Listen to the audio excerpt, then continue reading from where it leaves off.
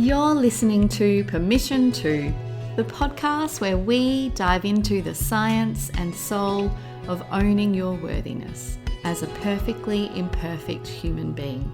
I'm your host, Sam Dew, psychotherapist, positive psychology coach, mama to a beautiful 5-year-old Amelie, and passionate advocate for living an inspired life.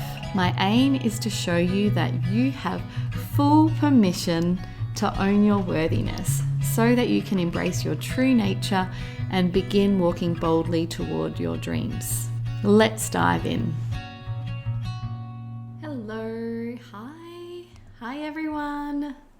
Happy to be back. I'm just loving being back in the podcasting seat. And it feels really good to be doing this podcast. There's a lot going on in the world and there's a lot going on in Australia at the moment, and I would be lying if I didn't say that it's all been feeling really heavy, and I've noticed myself wanting to be on social media a whole lot less, but then I also really miss connecting with my community, so it feels really beautiful to have this podcast and to have a deeper way to talk to you and connect with you where I don't have to spend hours on Instagram. So that's where I'm at today. On the weekend we went to the beach. I was feeling pretty heavy, pretty sad, pretty devastated for the results of the Australian referendum. So I needed to do something to kind of shift my energy.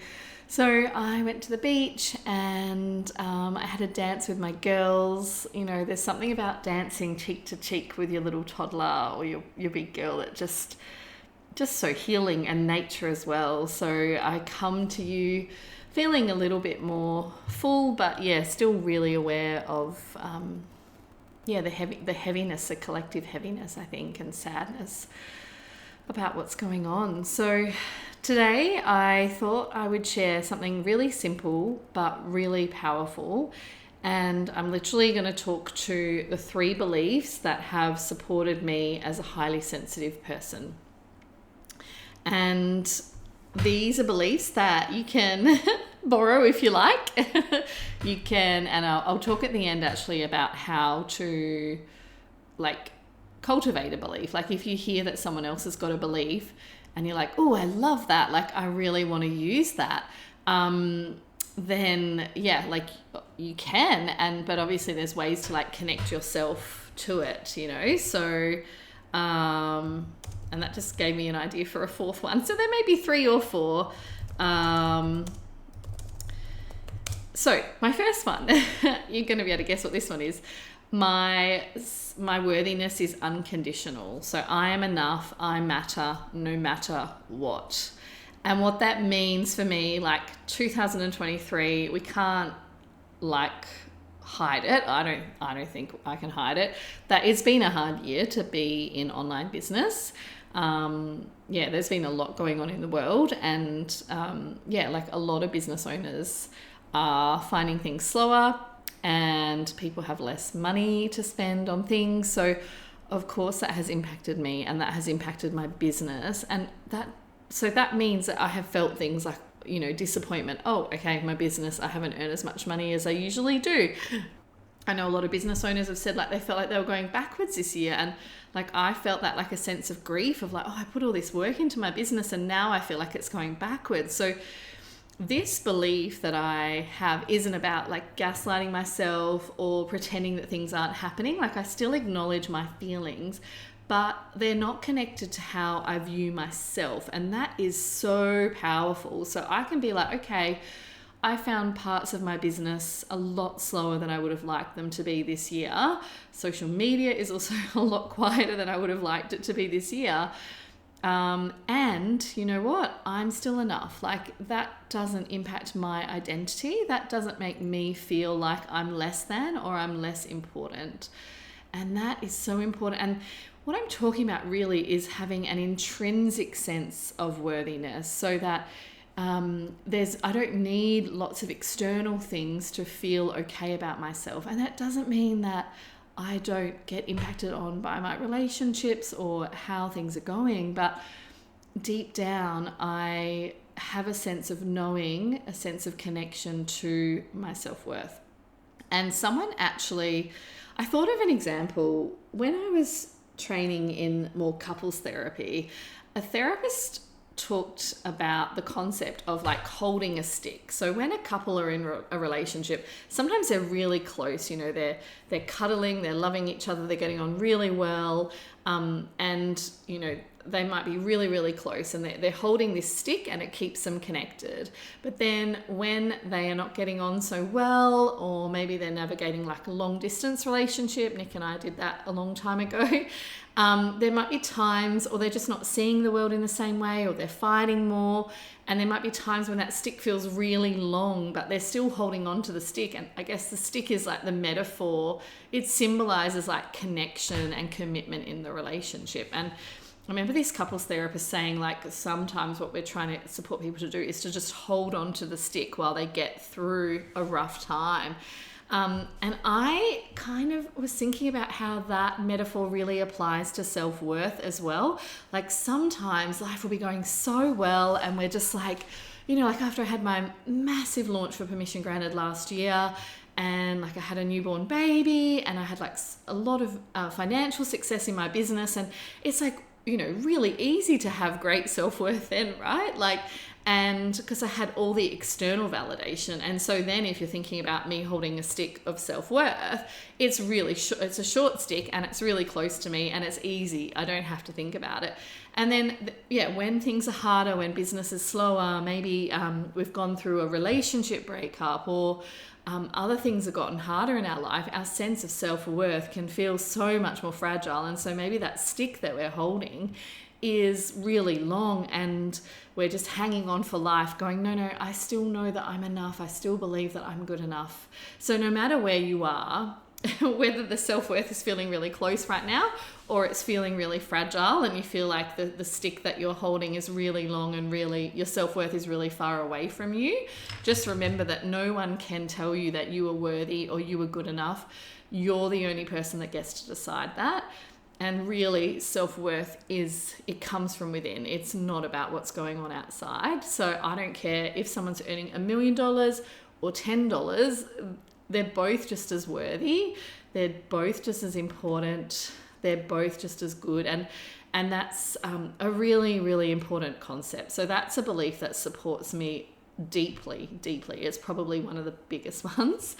Now, the second one is, traditional success is not for me, and that's okay.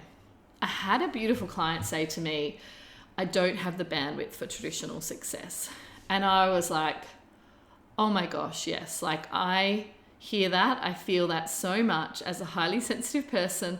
I cannot keep up with the online world. And I've actually realized I have no desire to. Like, I don't really want to go on TikTok and like have to post on Instagram like 3 times a day and things like that. Like, I think that works for some people and it's great for them, but it's not for me. And traditional success is not for me. And so it's about defining success based on my values and what's most important to me right now. And knowing that could change in, like when Frankie's at school full time, my definition of success could be really different to what it is now. And that's okay as well. And I'm just going to sneak in another belief. I forgot about this one, but I have enough time. I have enough energy. I remember this is something that I used to post a lot when my first daughter, Emily, was a toddler, because I often felt like I didn't have enough time. I didn't have enough energy. And so the belief that I have enough time and I have enough energy, what it would do is it would make me feel less stressed. And I think it goes really beautifully with that concept that traditional success is not for me. So when I believe I have enough time and I have enough energy and that I get to define what success looks like, all of a sudden it's okay to go, you know what, Frankie's with her nanny on a Thursday for half a day, but it's okay if I want to take that time for me. You know, that makes me feel successful to be able to go to a Pilates class and go for a walk on the beach and, you know, go for a coffee with a friend. Those things are really supportive and they make me feel successful. in a way that maybe other people might not value those things. So yeah, I think remembering I have enough energy, I have enough time, and I get to define what success looks like is another belief that supports me. And I kind of rolled two into one there. And then the third belief is I can hold multiple truths. The more complex the situation, the more I am able to expand the truths that I am able to hold. This is such a big one because it's like, okay, I'm having a really hard year and I'm also really proud of the effort I'm putting in, or, you know, things aren't going as I wanted them to. I feel deeply disappointed, and also, you know, I know and I love and accept that I'm doing my best. Like, so there's so many different ways that we can hold multiple truths in relationship to ourselves, but also in relationship to others. And I think that that is so, so helpful.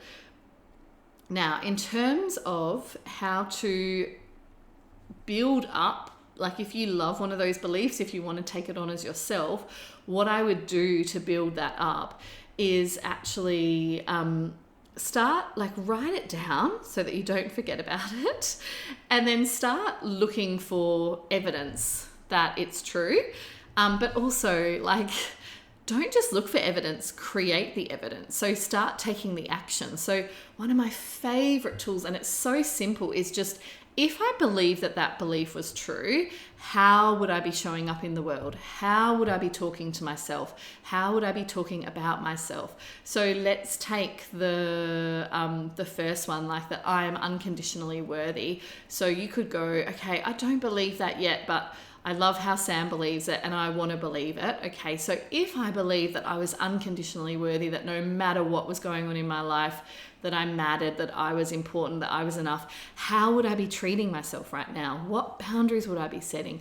What would I be saying yes to? What would I be doing? What action would I be taking? What risks would I be taking? So actually get the belief that you want to embody and then start taking action, and that will create the evidence. I think a lot of people think you just have to sit and continue your life as it is and look for the evidence of the new belief, but no, you actually need to try and act as if. And act as if is not as simple as fake it until you make it or anything like that. It's acting in alignment with how you want to see yourself, and then actually creating more and more proof that that is who you are and that is what you believe. So that's it for today. Thank you so much for listening to this episode.